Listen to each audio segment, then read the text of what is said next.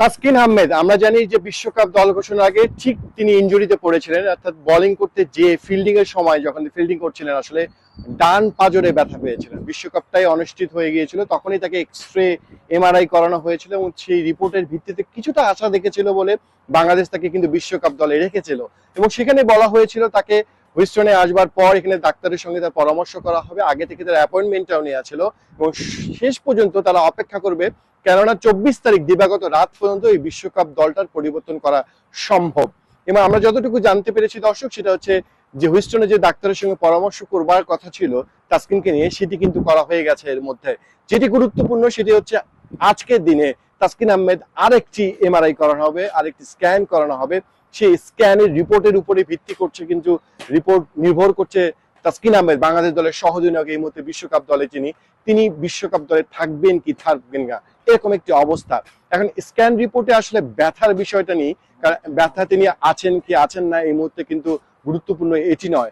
ব্যথা ম্যানেজমেন্ট করে এই সময় খেলানো হবে, কিন্তু তার ভিতরে যে পেশিতে সমস্যা হয়েছিল, হাড়ে সমস্যা হয়েছিল, সেই যে চিরের মতো কাছাকাছি, সেটা কতটুকু কি অবস্থায় কতটুকু হিলিং হয়েছে, এই সময়টা তাকে কিন্তু ন্যাচারাল প্রাকৃতিক ভাবে তাকে হিলিং করার ব্যবস্থা করা হয়েছে। ট্রিটমেন্ট বলতে ওইরকম কিছু না, তাকে ন্যাচারাল হিলিং এর ব্যবস্থা করা হয়েছিল এবং এটাই আসলে দেখা হবে এই কয়েকদিনে 7-8 দিনের মধ্যে তার কি পরিবর্তনটা হয়েছে এমআরআই রিপোর্টে, সেটাই দেখা হবে।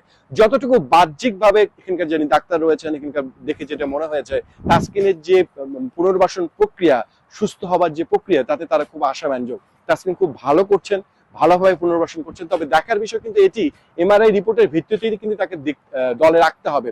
এমন সুযোগ নেই তিনি বল দেখে বোলিং করা দেখে তিনি আসলে বোলিং করতে ব্যথা অনুভব করছেন কিনা, বোলিংটা কতটুকু করতে পারছেন সেটা দেখে তাকে দলে রাখার কোনো সুযোগ নেই। শুধুমাত্র ডাক্তারি যে পরিভাষা আছে, রিপোর্ট আছে, সেটাকে উপর বিশ্বাসটা রেখেই তাকে কিন্তু দলে তাকে রাখতে হবে, এছাড়া কোনো পথ নেই।